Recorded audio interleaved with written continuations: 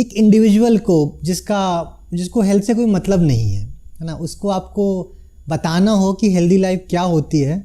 मुझसे ये क्वेश्चन ना बहुत बार पूछा जाता है, और ओपीडी में जो हमारे पेशेंट्स आते हैं उनके संग जो अटेंडेंट्स होते हैं, उनके जो परिवार वाले होते हैं, वो मुझसे ये बात बहुत बार पूछते हैं। हाँ।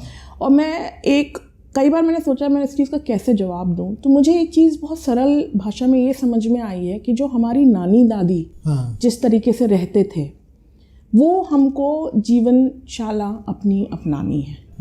जिस तरीके से वो सुबह भोर में उठते थे तो अपना कोशिश करते थे कि अपना सारा काम दिन डूबने से पहले निपटा लें, एडिक्वेट स्लीप पैटर्न हो, रेगुलर डिसिप्लिन लाइफ हो, उसके बाद जो सीजनल खाना होता था, खान पान, वो खाया जाता था।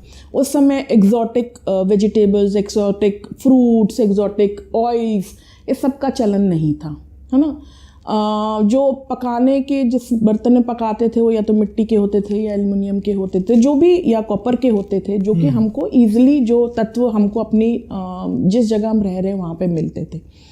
तो क्योंकि नेचर ने हर चीज़ ऐसे डिफ़ाइन की है कि हमारा खाने का तरीका, हमारा खाना पकाने का तरीका जिस तरीके का है, उसी तरीके का तेल हमारे आसपास मिलता है। जैसे सरसों का तेल है, कितना भी लोग rice bran oil, olive oil, तमाम तरीके के ऑयलों की बात करते हैं, बट अगर आप उनका बॉइलिंग पॉइंट और हमारे खाना बनाने की पद्धति को देखें, शैली को देखें, तो जो सबसे अच्छा फिट होता है उसमें होता है मस्टर्ड ऑयल, जो हम लोग कड़वा तेल जिसको साधारण भाषा में कहते हैं। और दूसरा जो होता है वो देसी घी, जो हम लोग आमूमन अपनी खान पान में यूज़ करते रहे हैं, तो वो हमारे लिए सबसे अच्छा है। ऑलिव ऑयल को जब आप हीट करते हैं तो उसमें से टॉक्सिन्स निकलते हैं, वो हमारे खाने के लिए उपयुक्त नहीं है।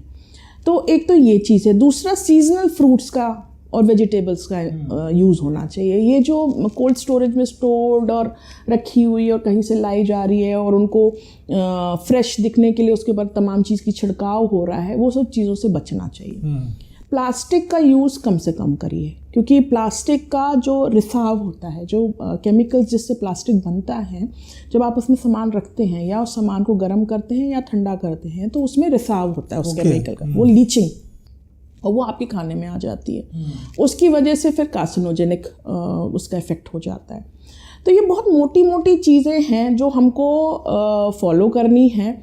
हाँ, ये है कि पोल्यूटेड एनवायरनमेंट में हम इस समय रह रहे हैं। अभी आप देख रहे हैं कि बाहर हमारा दिल्ली का कैसा एनवायरनमेंट है, और अगर हम ये सोचें कि केवल एयर पोल्यूशन से लंग कैंसर होता है तो हम बहुत ज़्यादा गलत हैं। बॉडी का हर एक कैंसर डायरेक्टली इनडायरेक्टली हमारा क्वालिटी ऑफ एयर से इफ़ेक्ट हो रहा है। वाटर पोल्यूशन देखिए, जो वो ही पानी है जिसमें आर्सेनिक का लेवल इतना ज़्यादा है, क्योंकि एफ्लुएंट्स उसमें आके मिल रहे हैं, सुवेज आके मिल रहे हैं अनट्रीटेड, तो आर्सेनिक इतना ज़्यादा है। वही पानी से जो उसके आसपास खेत की सिंचाव हो रहा है, वही पेस्टिसाइड्स उसमें लीच होके जा रहे हैं, वही पानी उनको दिया जा रहा है। तो हमारे फ्रूट्स में भी और वेजिटेबल्स में भी आर्सेनिक का क्वांटिटी बढ़ गया है, और उसको हम जब ले रहे हैं तो वो कार्सिनोजेनिक का इफेक्ट हो रहा है।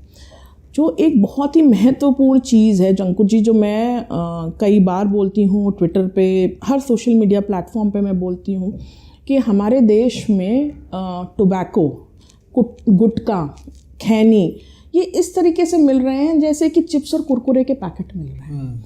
जिस जगह पे दिल्ली स्टेट कैंसर इंस्टीट्यूट है हमारा, उसके इर्द गिर्द तमाम स्कूल हैं, तमाम अस्पताल हैं, और हर 10 कदम पे आपको गुटखा, खैनी मिल रहा है। टोबैको चिप्स के और कुरकुरे के पैकेट टंगे हैं, उसी के संग टोबैको के पैकेट टंगे। तो हम अपने आने वाली जो पीढ़ी है, अपनी जो जनरेशन है, उसको इतना एक्सपोजर दे रहे हैं, और ईज़ ऑफ अवेलेबिलिटी है टोबैको की, उसको इतना नॉर्मलाइज कर दे रहे हैं खान पान में कि समझाना मुश्किल हो रहा है कि उसकी कितने गलत परिणाम होंगे।